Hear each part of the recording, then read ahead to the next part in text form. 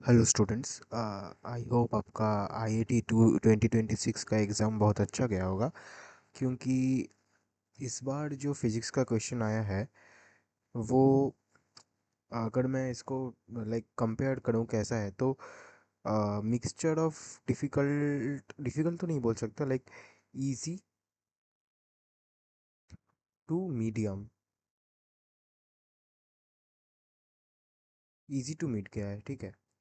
इस बार का जो फिज़िक्स पेपर है वो इजी टू मिड गया है, लाइक उतना भी ज़्यादा हार्ड नहीं है। बस बेसिक कॉन्सेप्ट्स और फार्मूलाज अगर क्लियर हो वैसे, और जिनका जेई मेंस और एडवांस का प्रिपरेशन अच्छे से है उनके लिए तो बस कुछ ही नहीं है। और जो बच्चे बस ओनली आईआईटी के लिए फोकस किए हैं उनके लिए लाइक कुछ मीडिया मिड सा रहने वाला है ये। और जो लोग जेई मेंस एडवांस वाले हैं उनके लिए ये सब इजी रहने वाला है, ठीक है। तो आज हम इनका लाइक आंसर्स डिस्कस करेंगे। और एक कोइंसिडेंस का बात है कि all all the answers are A, ठीक है। ये पता नहीं क्यों हुआ। आइजर के पेपर में लाइक डिस्क्रिपेंसीज नहीं आना चाहिए, कोई कोई भी गलती नहीं होता जनरली, लेकिन सभी आंसर्स ए है इस बार। चलो, तो पहला जो क्वेश्चन है वो क्या है।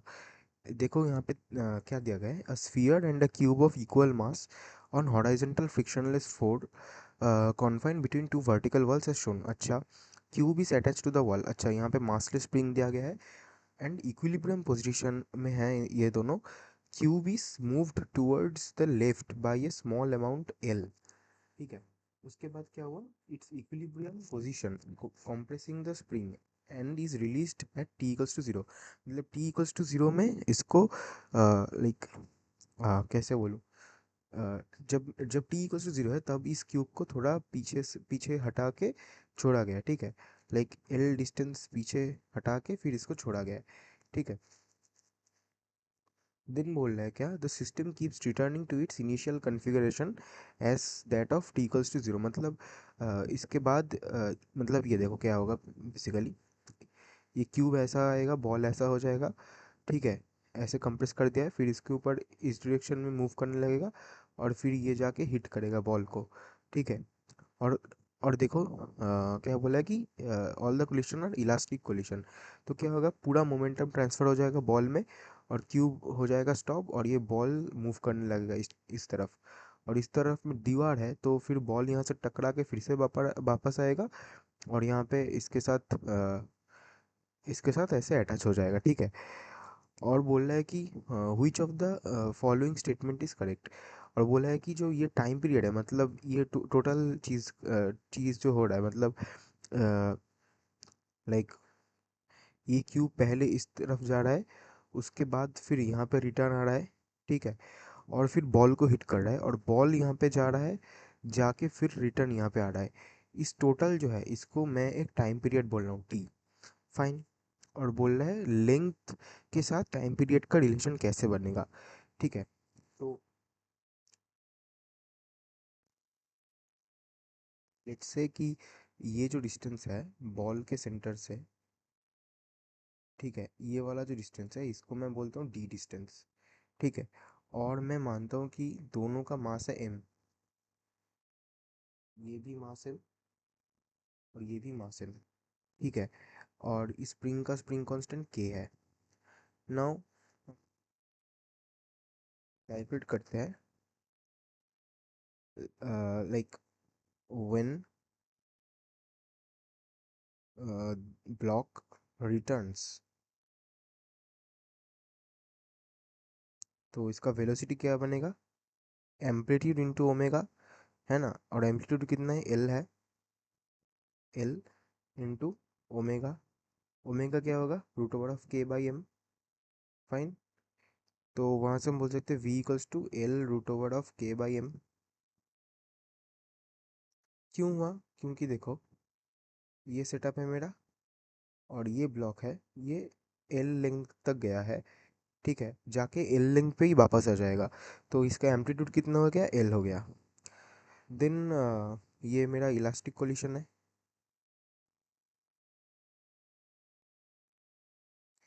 तो उसके लिए क्या होगा, momentum will be concept.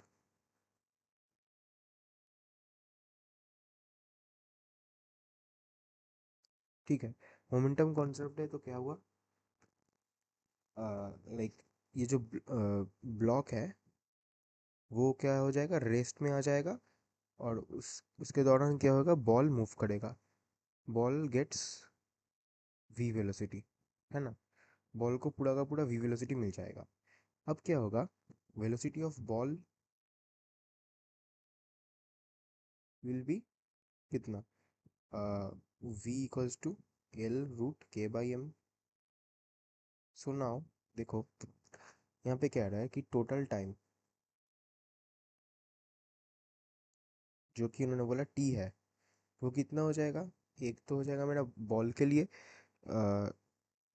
Sorry, एक तो मेरा हो जाएगा पाई इंटू ओमेगा, ये किसके लिए है, ये है ब्लॉक के लिए, क्योंकि ये हाफ साइकिल रोटेट किया है, हाफ हाफ साइकिल मूव किया है इसने।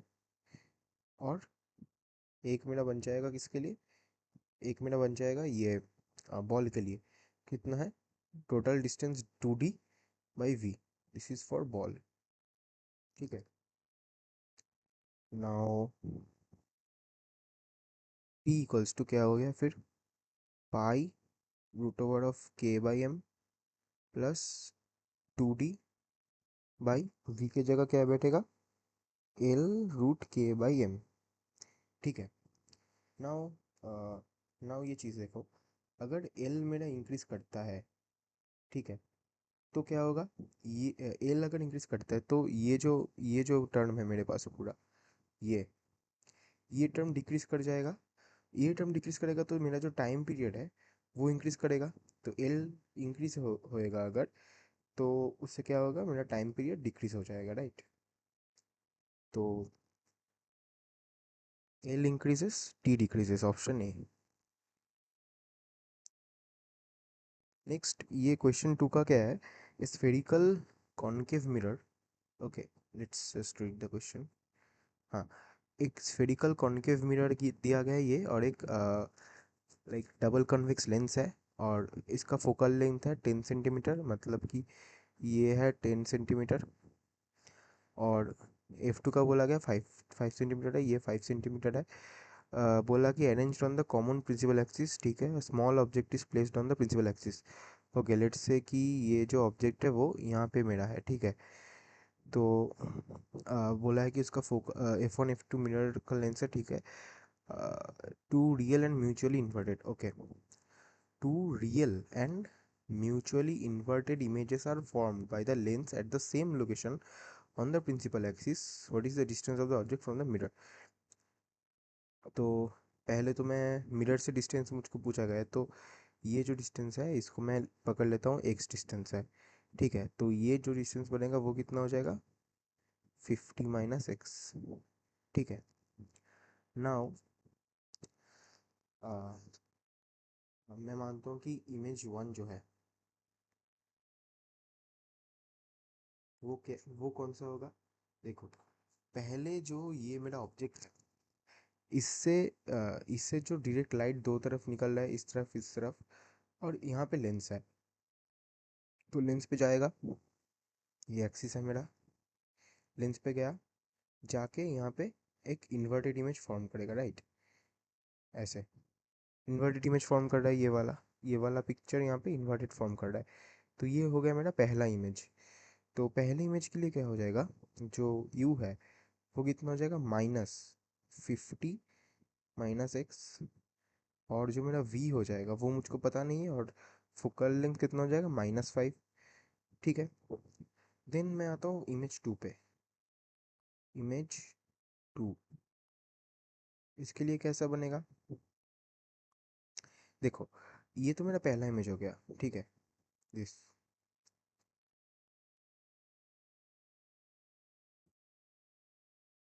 ठीक है, ऐसा है कुछ, ये मेरा पहला इमेज हो गया। नाउ यहाँ पे जो मिरर रखा है ना, इस मिरर पे जाके ये टकराएगा, राइट, ऐसे, और इसका एक रिफ्लेक्शन बनेगा, ठीक है। वो रिफ्लेक्शन जो बन रहा है वो रियल इमेज है।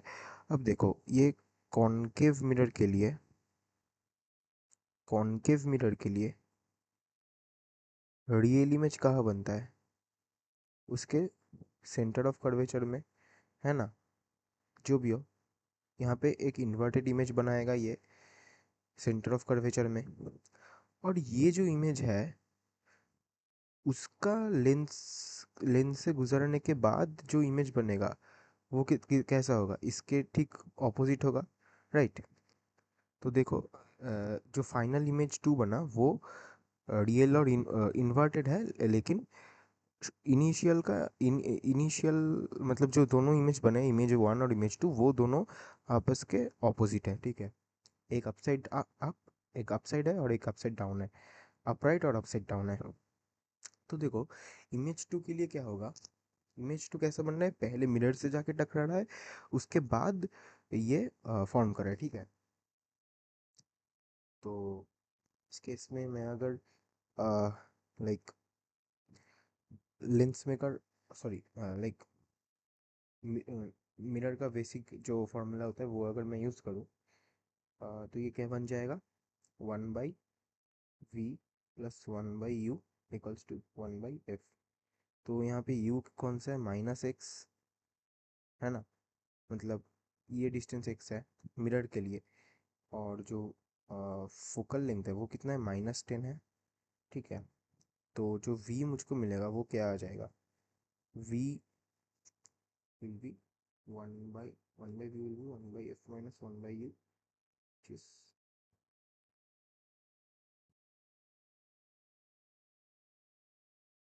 so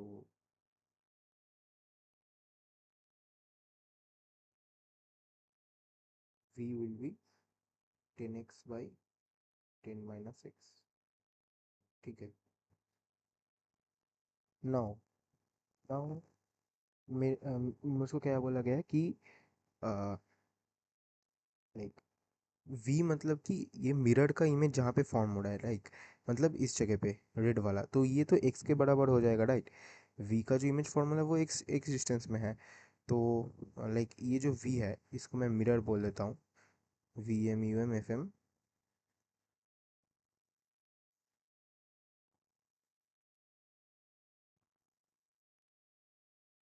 तो ये जो VM है वो बराबर है किसके? एक्स के, है ना? फिर सॉल्व करते हैं, और ये आ रहा है 10x equals to 10s minus X square. एक सेकेंड, सॉरी, ये -x के बराबर होगा, राइट? -x -x, तो ये -x प्लस एक्स स्क्वायर, तो X square minus 20x equals to 0। तो वहाँ से मेरा क्या आ रहा है? x इक्वल्स टू 0 और x इक्वल्स टू 20, है ना? सॉरी,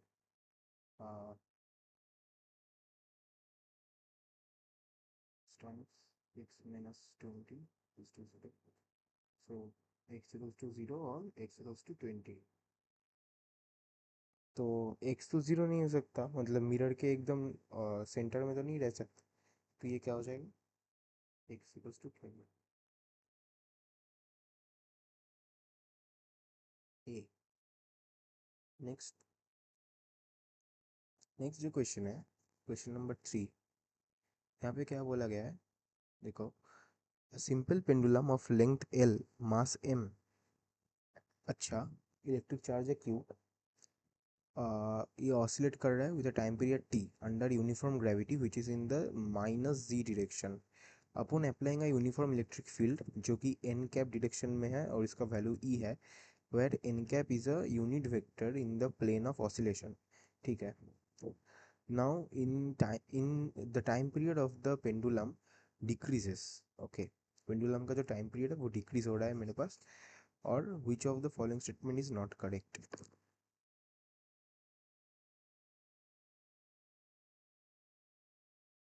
अच्छा, तो पहला जो है वो सेटअप हम देख लेते हैं पहले कैसा है। लाइक दिस,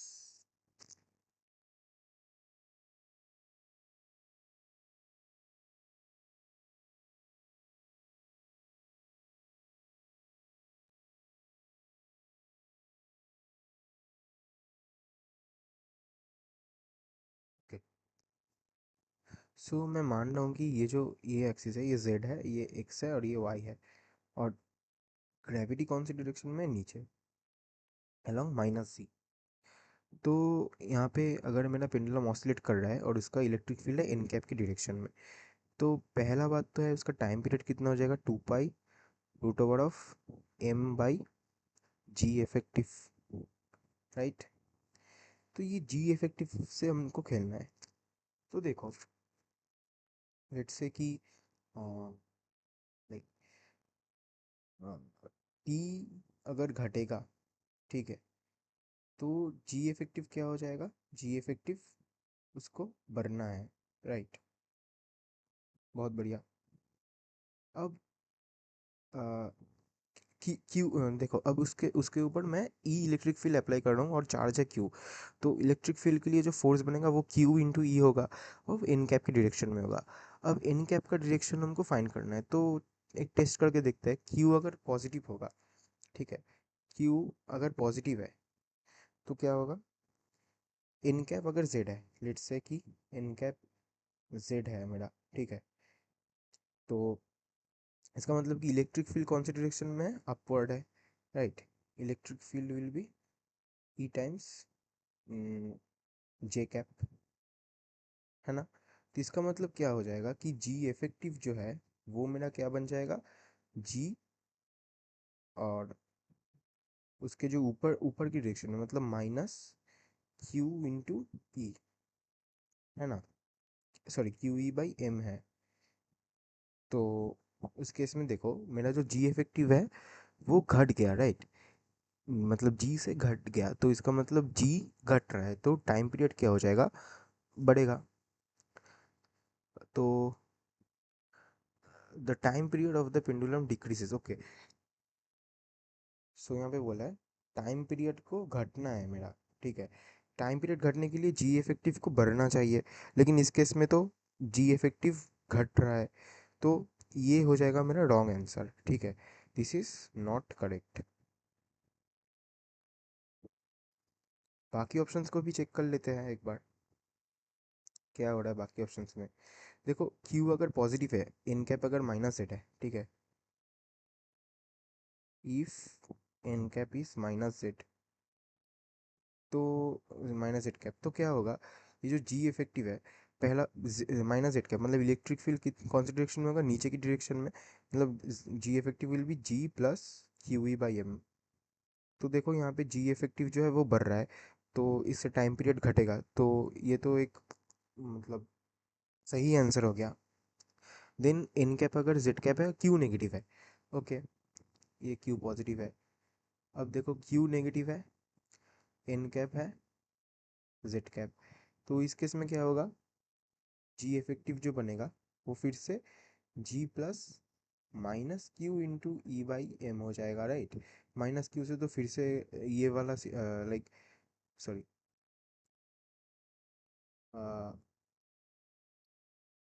एक सेकेंड, अगर क्यू नेगेटिव है और n equals to z cap है, n equals to z cap मतलब इलेक्ट्रिक फील्ड ऊपर की तरफ है, ठीक है, ओके, इलेक्ट्रिक फील्ड ऊपर की तरफ है, और मेरा चार्ज माइनस है, तो इलेक्ट्रिक फील्ड ऊपर की तरफ है, तो यहाँ पे एक माइनस साइन आएगा, माइनस माइनस क्या बन जाएगा, g plus q E by m. तो ये फिर से देखो, जी इफेक्टिव बढ़ रहा है और टाइम पीरियड घट रहा है, तो ये भी एक मतलब सही आंसर हो गया। और उसके बाद क्यू पॉजिटिव है और एन डॉट जेड, ये क्यू पॉजिटिव और N cap dot Z cap is -1/√2 है, ठीक है। तो मतलब -1/√2 मतलब इनके बीच में एंगल कितना बनेगा, कॉस 45 डिग्री, तो ये हो जाएगा कॉस लाइक 135 डिग्री एंगल में है, ठीक है। तो जी इस डायरेक्शन में है और इलेक्ट्रिक फील्ड से ऐसे ऐसे 135 डिग्री एंगल में है। आंसर तो मिल गया हमको, वो है पहला वाला, ठीक है। नेक्स्ट, क्वेश्चन 4 में क्या है, a particle of mass m1, electric charge q। Particle का मास है m1, चार्ज है q, और वो स्टार्ट करता है from rest under the influence of a uniform external electric field ई। अच्छा, मतलब उसका इनिशियल वेलोसिटी कितना है, 0, और उसका चार्ज है क्यू, और रेस से स्टार्ट करता है और under the influence of an external electric field E travels distance D in time t1। Okay, वो t1 टाइम में d डिस्टेंस ट्रैवल करता है। If the particle has mass m2, it would take time t2 to travel the same distance.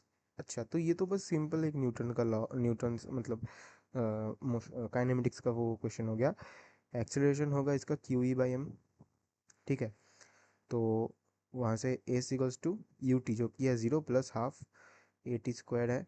ठीक है, तो वहाँ से हमारा क्या आ गया, a equals to q E by 2m t square. Now पहले वाला कितना डिस्टेंस ट्रेवल करता है, डी डिस्टेंस।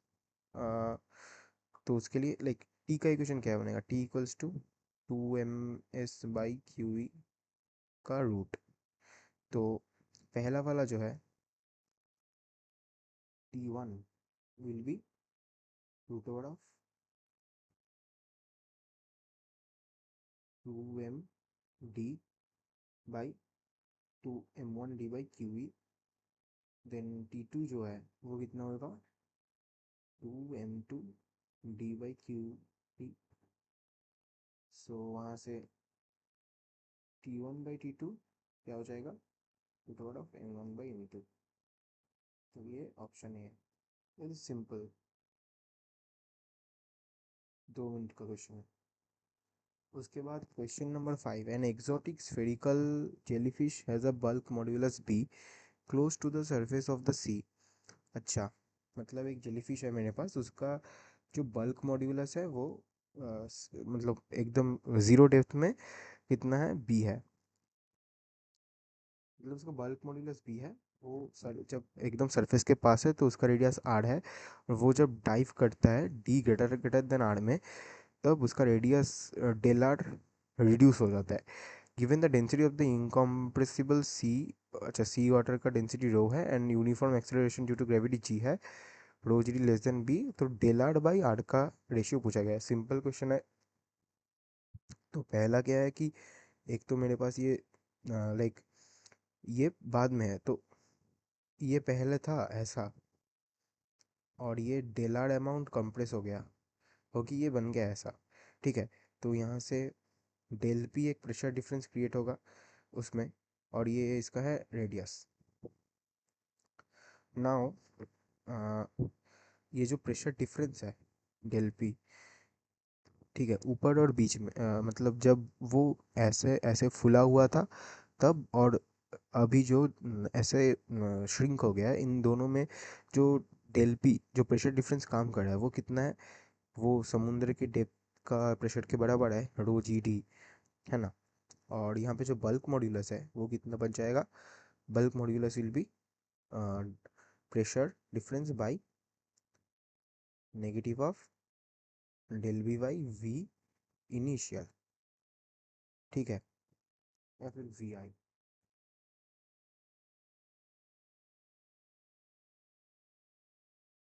ओके, एक से।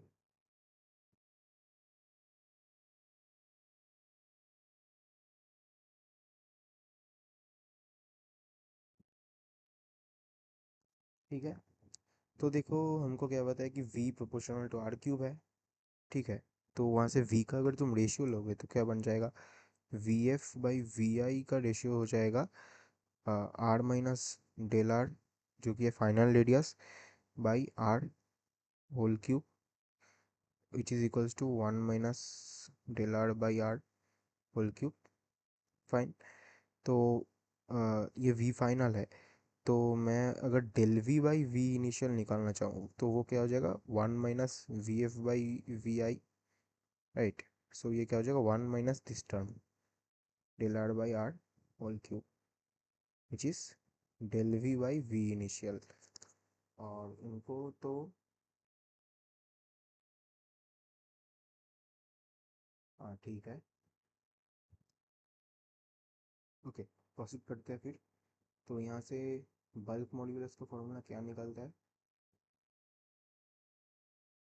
बल्क मॉड्यूलस बन गया del P by minus of del B by we initial, which is rho gt by minus of 1 minus। Okay, so bulk modulus में मैं जब ये पुट करता हूँ तो ये मैं इसका वैल्यू पुट करूँगा, राइट? तो लाइक इसका वैल्यू मैं पुट करता हूँ, विच इज माइनस वो डायरेक्शन को दर्शाता है, लेकिन I am interested in the value. 1 minus del we by V कितना है? 1 minus del are by are whole cube, है ना?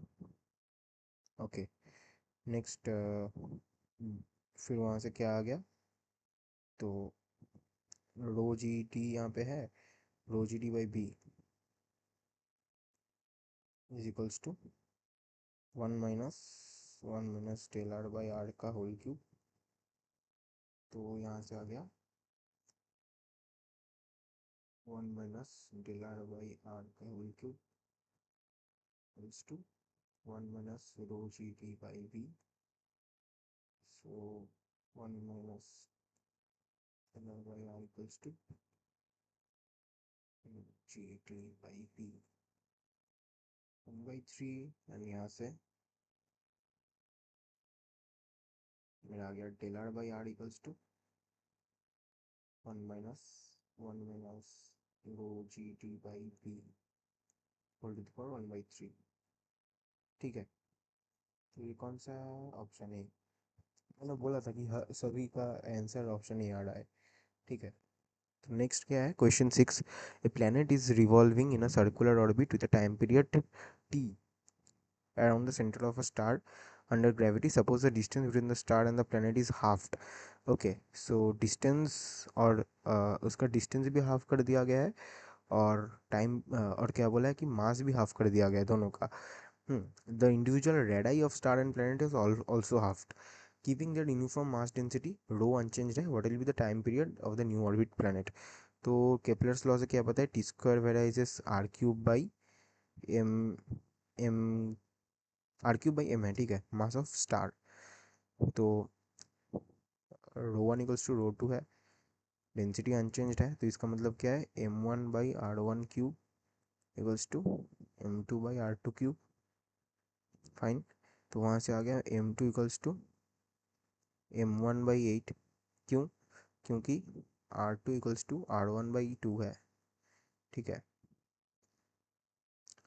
देन m1 का m2 m2 का m1 m2 का रिलेशन आ गया, तो वहाँ से t1 square by t2 square will be t1 square के लिए r1 cube by m1 into m2/r2 cube, जिस इक्वल्स टू m2/m1 कितना हो जाएगा? 1/8 इंटू r1/r2 कितना हो जाएगा? 1/2, 2, 2 का क्यूब 8, विच इज़ 1। तो इसका मतलब क्या है कि t1 will B equals to t2, तो ये t के बराबर है। दिस फिर से ऑप्शन है। देन नेक्स्ट आता है question 7। Position of A particle of mass 1 kg, ठीक है, और उसका पोजीशन वेक्टर मुझको दिया गया है, मास 1 kg का है, ये है,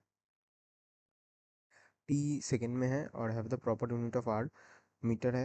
what is the component of the angular momentum with respect to the origin along the vector i i cap plus j cap? तो एंगुलर मोमेंटम का इसके साथ डॉट प्रोडक्ट, इसके इस डायरेक्शन में यूनिट वेक्टर के साथ डॉट प्रोडक्ट निकालने से ही हो जाएगा। सिंपल वेक्टर का एकदम क्लास 11 का पहला पहला चैप्टर।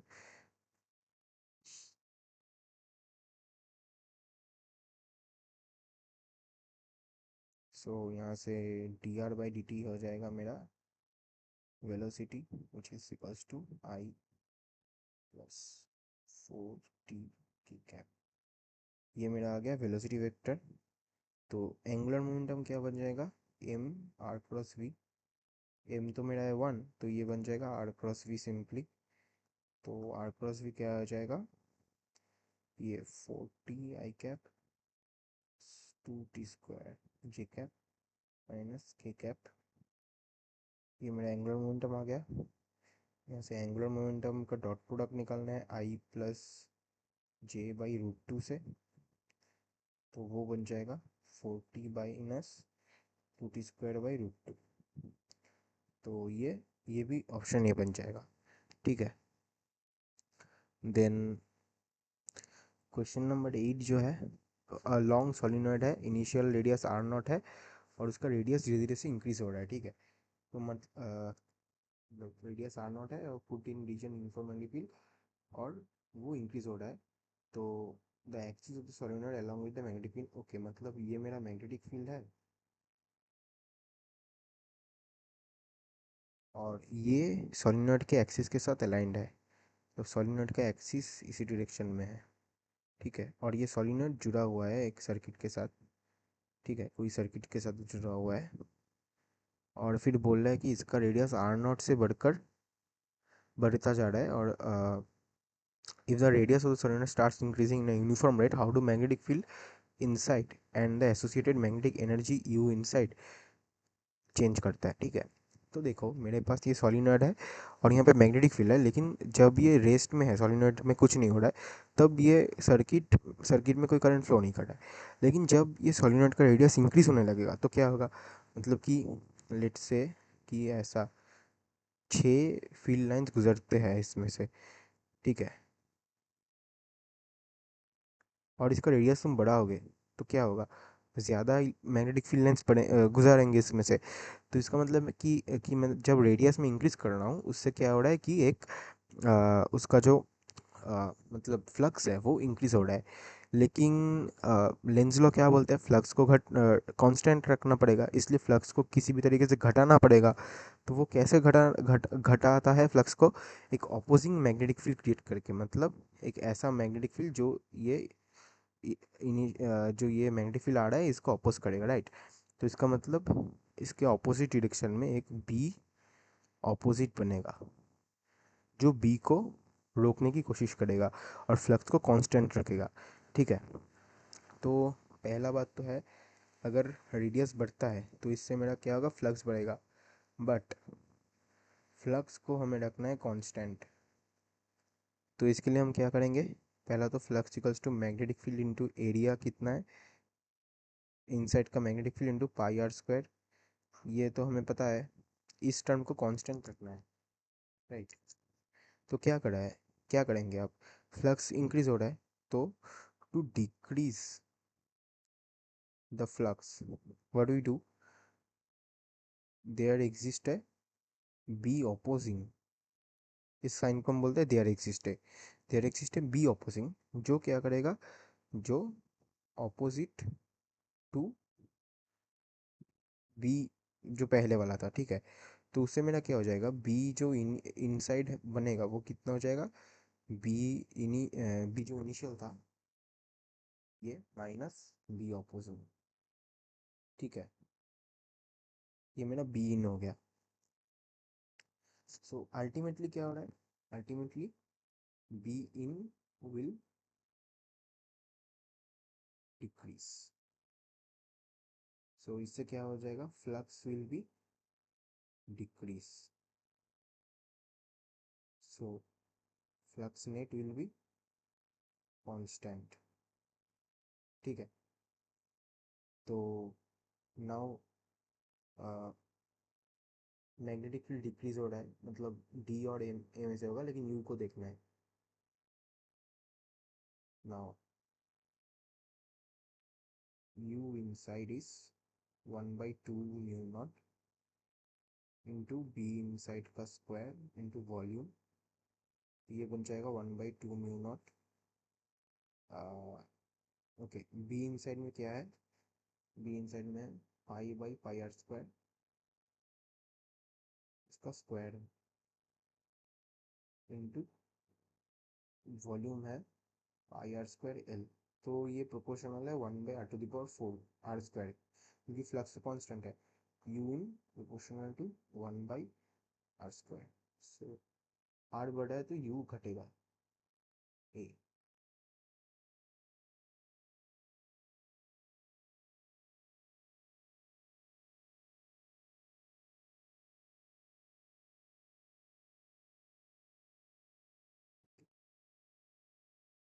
हाँ, ज़रा देख लिया कि ज़्यादा तो डिस्कस नहीं हो रहा है, इसलिए ज़्यादा टाइम नहीं जाना चाहिए, जल्दी होना चाहिए इसको। देन अच्छा, ये तो सिंपल सा क्वेश्चन है, ये एक्सीलरेशन तुमको दिया गया है, ये है, और बस ये मतलब देख रहे हो कैसा क्वेश्चन आ रहा है, लाइक डायमेंशन एनालिसिस करने के लिए बोला, डायमेंशन।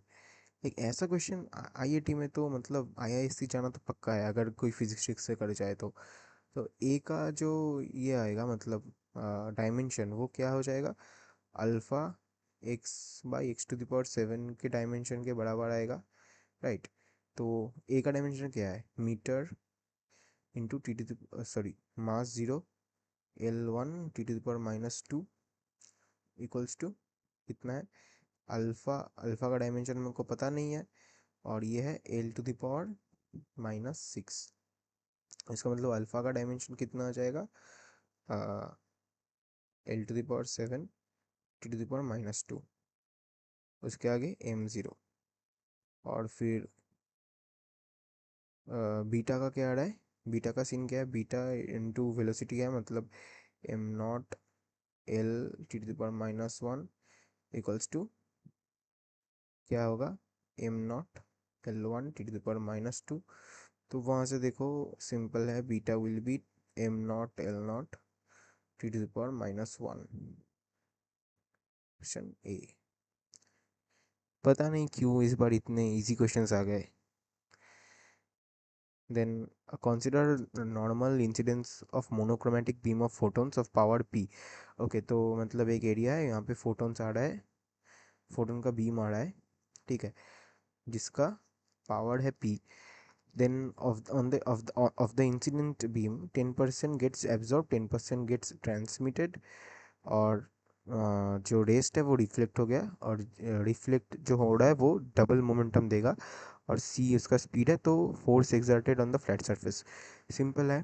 तो लेट्स से कि हमको क्या पता है, टोटल मोमेंटम जो कि है small p equals to power, क्या है, पावर बाई सी, ठीक है। मैं इसको पी एम कर देता हूँ मोमेंटम, ठीक है। तो फोर्स ड्यू टू एब्जॉर्प्शन, जो पोर्शन एब्जॉर्ब हो गया उसके लिए क्या हो जाएगा, पूरा मोमेंटम ट्रांसफर हो जाएगा। तो पी मोमेंटम का 10% क्या है, 0.1, मतलब पी बाई सी इंटू 0.1। और फिर फोर्स ड्यू टू एब्जॉर्प्शन हो गया, फिर रिफ्रैक्शन मतलब जो ट्रांसमिटेड है उसके लिए क्या हो जाएगा, ट्रांसमिटेड पोर्शन के लिए पी एम का 0 ओके सॉरी, जो ट्रांसमिट हो गया उसके लिए 0 होगा ना, ट्रांसमिट मतलब जो आया और फिर चला गया, तो उसके लिए तो कोई फोर्स एग्जर्ट नहीं होगा, ठीक है। Force exert due to reflection, reflection के लिए कितना बन जाएगा, जितना मोमेंटम आया और रिटर्न चला गया ना, ये आया मेरा पी मोमेंटम से और ये चला गया पी मोमेंटम से, तो पी फाइनल हो गया -p, पी इनिशियल हो गया p, तो डेल पी क्या हो गया, -p -2p, मतलब 2p है बेसिकली इसका वैल्यू, ठीक है। तो रिफ्लेक्शन के लिए क्या हो जाएगा, 2p/c, इसका कितना पोर्शन, 80%, मतलब 0.8। तो अब टोटल मोमेंटम क्या हो जाएगा, सॉरी टोटल फोर्स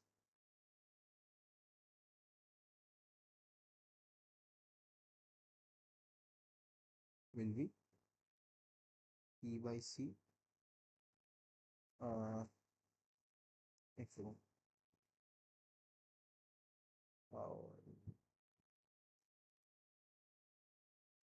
ओके, हाँ, तो ये जो फोर्स है वो p/c इंटू 0.5, ओके, तो ये वाला ना फोर्स था, मोमेंटम नहीं, ये फोर्स है, प्लस 0.8, माई राइट, 2 टाइम्स 0.8 ना, तो 1.6 हो जाएगा, ये बन जाएगा 1.7 times p/c। just this. Next,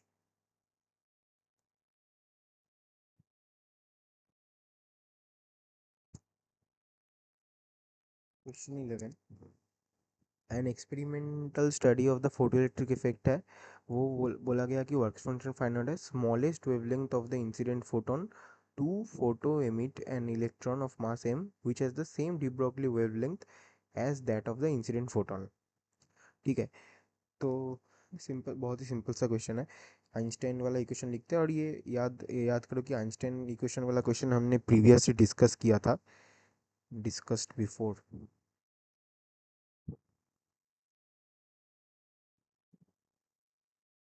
ठीक है, और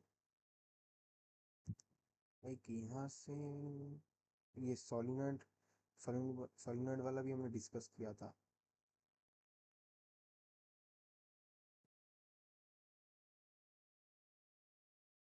और ये तो चलो हो गया, लेकिन लाइक ये तो रिपीटेड, लाइक मतलब प्रेडिक्टेड क्वेश्चन, प्रेडिक्टेबल क्वेश्चन है। डन। और फिर ये वाला देखो, क्यों है, तो ऐसा भी क्वेश्चन हमने किया था, like done before, previously done है ये। और फिर लेंस वाला तो ठीक है, नहीं हुआ, ये नहीं इजी था, कर सकते हो, लेकिन ये वाला भी हमने किया था, like formula mentioned, formula done, इसका फॉर्मूला हमने किया था, जो भी। नेक्स्ट, ये वाला तो क्या है, ये तो लाइक इजी। और ये तो लाइक क्या ही बोलूँ मैं इसको, like very very very very very very easy. Then dimension analysis करने को दिया है बस। और लाइक ये थोड़ा मिड रेंज, मतलब अगर किसी को फार्मूला बेस्ड है ना, मतलब फार्मूला है, direct formula, direct formula based question है, देख रहे हो, डायरेक्ट फार्मूला बेस्ड है। और ये तो डिस्कस कर ही लिया है आइंस्टाइन का क्वेश्चन। तो जो है H C by lambda minus five naught equals to P P naught square by 2m। ये क्या है P naught square by 2m? ये देखो, ये जो मेरा लाइक इलेक्ट्रॉन है, फोटो इलेक्ट्रॉन, इसके लिए क्या होगा, lambda equals to H by P of electron. Then energy of electron क्या हो जाएगा, पी स्क्वायर बाई 2m। ठीक है, तो इसको मैं अगर इससे रिप्लेस कर दूँ तो वो हो जाएगा h square by 2m lambda E का स्क्वायर। अभी हमको पता है कि lambda E equals to lambda है, तो वहाँ से हम लिख सकते हैं E will be h square by 2m lambda square. ठीक है, तो फिर से आइंस्टाइन इक्वेशन में लौट जाता है, तो ये इक्वेशन क्या बन गया मेरा, H C by lambda minus five naught equals to H square by 2m lambda square. ठीक है, तो वहाँ से ये बन गया H square by 2m lambda square equals to H C by lambda plus five naught equals to 0। तो देखो ये धीरे धीरे से क्वाड्रेटिक की तरफ जा रहा है, 1 by lambda square times H square by 2m minus H C times 1 by lambda plus five naught equals to 0। तो ये क्वाड्रेटिक इक्वेशन है 1 बाई लैम्डा का, तो यहाँ से मेरा 1 बाई लैम्डा क्या आएगा, minus B which is H C plus minus root over of P square minus 4ac by 2a। ठीक है, तो यहाँ पे देखो हमको बोला गया है कि लैम्डा मिनिमम करना है, राइट, लैम्डा को मिनिमम करना है। तो इसका मतलब 1/λ जो है, 1/λ जो है वो मैक्सिमम होना चाहिए। तो एच सी प्लस वाला वैल्यू हम लेंगे, कंसिडर करेंगे। तो 1/λ will be h C plus, यहाँ से एच सी बाहर आएगा, right, power of 1 minus 2 phi not by m c square by h square upon 2m, h square upon m. तो वहाँ से अगर फ्लिप कर दूँ मैं इसको, तो लैम्डा क्या बन जाएगा, lambda will be h, h cut गया by, sorry, h h cut जाएगा, तो ये बन जाएगा h by m c, h h cut के एच बाई एम सी, और ये टोटल टर्म चला जाएगा नीचे, मतलब 1 minus root over of 1 minus 2 phi not by m c square, इसका इनवर्स। तो ये आ गया ऑप्शन 1, ये भी ए। नेक्स्ट क्या है, द थ्री नंबर्स, अच्छा प्रोटॉन नंबर है, न्यूट्रॉन नंबर है, रेडियस है, ऐसे रिप्रेजेंट किया गया है। R1/R2 निकालना है। देखो इससे इजी क्वेश्चन तो दुनिया में नहीं बन सकता। प्रोटॉन नंबर ये है, प्रोटॉन मतलब ये हाइड्रोजन है बेसिकली, और ये क्या है, बेसिकली ये हीलियम का न्यूक्लियस है, ठीक है, सॉरी बेरिलियम का न्यूक्लियस है, ठीक है। तो देखो बेसिक सा हमको फॉर्मूला पता है कि radius equals to R0 times A⁴ ठीक है। ये डायरेक्ट फॉर्मूला है बोल सकते हो, प्लस सुपर इजी क्वेश्चन है। तो यहाँ पे रेडियस जो है वो ऐसा हो गया, ये है न्यूक्लियन का, और ये जो रेडियस है वो है न्यूक्लियस का, और एक है वो लाइक प्रोटॉन और न्यूट्रॉन का, मतलब सभी जो न्यूट्रॉन्स है उनका नंबर का सम है। तो R1/R2 क्या हो जाएगा, सिंपल, R0 तो सेम है, A1/A2 whole to the power 1/3। So A1 कितना है 1, A2 कितना है 4 + 4 8, 1/3 1/2 ए। नेक्स्ट है क्वेश्चन नंबर 13। क्वेश्चन नंबर 13 कैसा है देखते हैं। A jar is filled with two monoatomic non-interacting gases A and B with total masses Ma and Mb. The molar mass of A is double of the molar mass of B. If the jar is kept at temperature T, what is the ratio of the total pressure combined gas to partial pressure due to the gas? अच्छा, ratio निकालना है, ratio of total pressure of the combined gas to the partial pressure of the gas A, ठीक है। मतलब basically हमको पहला तो है, पहले का मोल नंबर जो है वो है Ma/स्मॉल ए, दूसरा का जो है वो है Mb/स्मॉल mb, तीसरा का जो है वो है, मतलब तीसरा जो हमको बोला गया है कि molar mass of A is double the molar mass of B.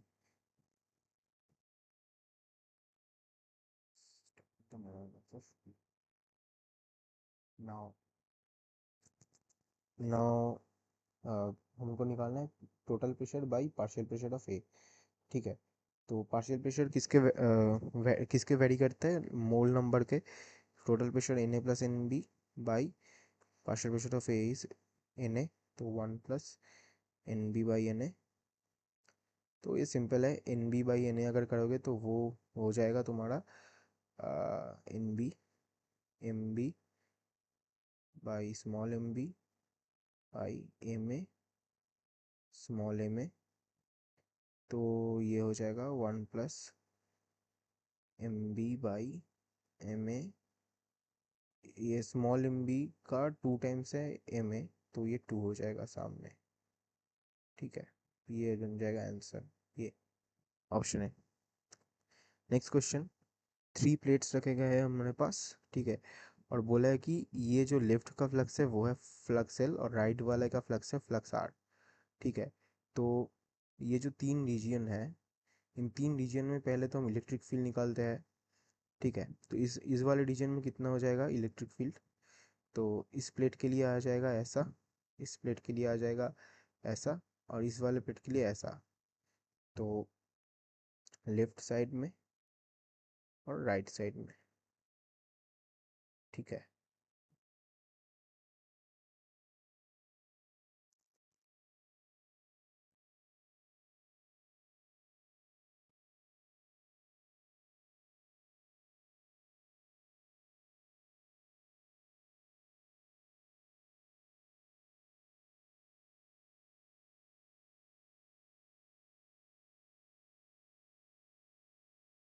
तो लेफ्ट साइड में कितना बनेगा इलेक्ट्रिक फील्ड, वो इस वाले प्लेट के लिए इस तरफ, इस वाले के लिए इस तरफ, दोनों कैंसिल आउट कर जाएंगे, और इस वाले के लिए बच जाएगा sigma by 2 sigma by 2 epsilon not, वो भी नेगेटिव डायरेक्शन में। तो इसको मैं पॉजिटिव डायरेक्शन मान रहा हूँ, इसको मैं नेगेटिव डायरेक्शन मान रहा हूँ, तो ये बन जाएगा सिग्मा बाई एप्सिलॉन माइनस, ठीक है। और फिर राइट वाले साइड में, लाइक एक सेकेंड, हाँ, राइट वाले साइड में मेरा कितना बन जाएगा, इसमें बन जाएगा ई विल बी इसके वजह से और इसके वजह से sigma by epsilon not, sigma by epsilon not plus 2 sigma, sorry एक सेकेंड, ये ना 2 नहीं होगा, ठीक है।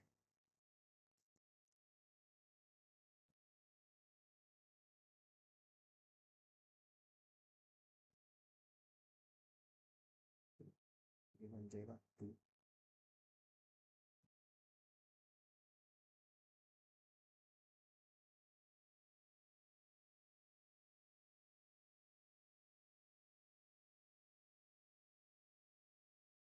और राइट के लिए कितना बन जाएगा, राइट के लिए हो जाएगा ये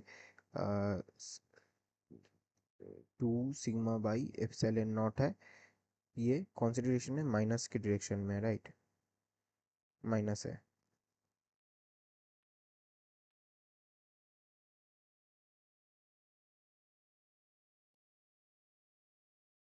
तो ये बन जाएगा 0। तो देखो लेफ्ट साइड में तो इलेक्ट्रिक जो फ्लक्स है वो कितना हो जाएगा, ई इंटू एरिया, एरिया जो भी हो, लाइक ये कितना बन रहा है, -2 सिग्मा बाई एप्सिलॉन इंटू, और एरिया कौन सी डायरेक्शन में है, इनका dot product, sorry sorry sorry, इनका डॉट प्रोडक्ट बनेगा। तो देखो लाइक ये वाला जो हेमिस्फीयर है, ठीक है, इसके लिए एरिया वेक्टर नेगेटिव डायरेक्शन में बन रहा है, तो मतलब इलेक्ट्रिक फील्ड भी जिस डायरेक्शन में है, इलेक्ट्रिक फील्ड जिस डायरेक्शन में, एरिया वेक्टर भी उस डायरेक्शन में, तो cos 0, तो दोनों के बीच में एंगल कितना हो जाएगा, दोनों के बीच में एंगल 1 है, तो E dot d A will B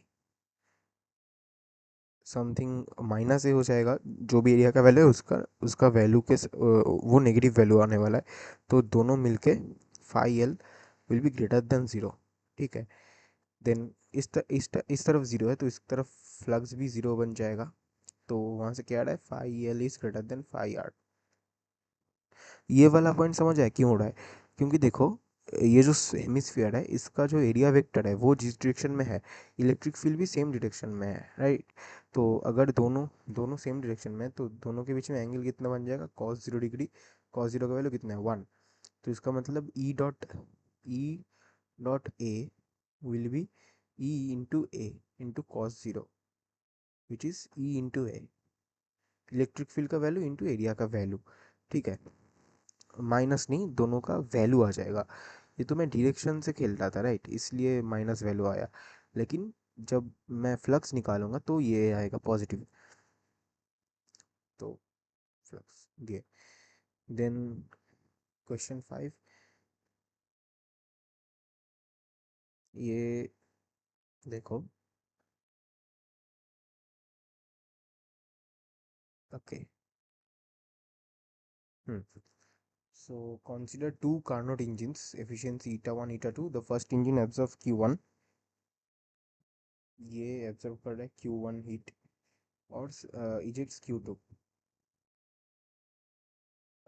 then releases heat q2 to a heat reservoir V.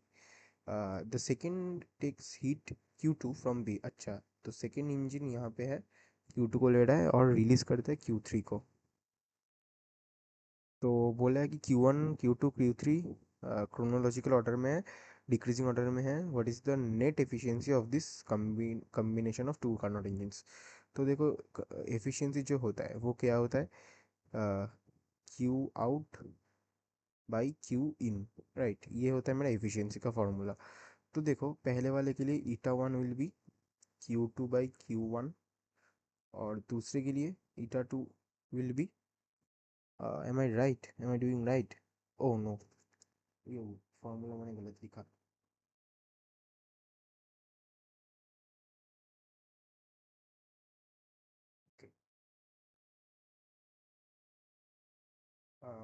Efficiency is watt upon heat taken, right. तो वाट कितना हो जाएगा, negative of change of heat by q in. So which is q in minus q out by q in, है ना। तो इसको हम लिख सकते हैं 1 - क्यू आउट बाई क्यू इन। तो देखो, ये सिंपल रिलेशन जो है वहाँ से मेरा क्या बन के आता है कि ईटा one will be 1 - Q out कितना हो रहा है, Q2 बाई Q1। दूसरे के लिए एफिशिएंसी क्या बन जाएगा, 1 - कितना आउट हो रहा है, Q3, इन कितना हो रहा है, Q2। फिर इसको सॉल्व करते हैं, Q2 by Q1 is 1 - eta one, और Q3 बाई Q2 इज 1 - ईटा टू।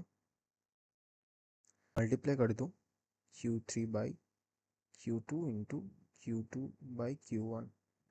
तो ये क्या हो रहा है, Q3 by Q1 will be 1 - eta 1 - eta two. So यहाँ से 1 - Q3 by Q1 will be 1 - this 1 - eta one times 1 - eta two. तो यहाँ से जो नेट एफिशिएंसी आ रहा है वो कितना आ रहा है, ये 1 - Q3 by Q1, which is 1 - 1 - eta two -ईटा1 प्लस ईटा1 ईटा2। सो ये बन जाएगा 1 1 कैंसिल आउट हो गया, ईटा1 प्लस ईटा2 माइनस ईटा1 ईटा2। तो ये बन गया ये। So thank you students. So आशा करता हूँ कि आप सभी को अच्छा लगा होगा ये सेशन। Good bye.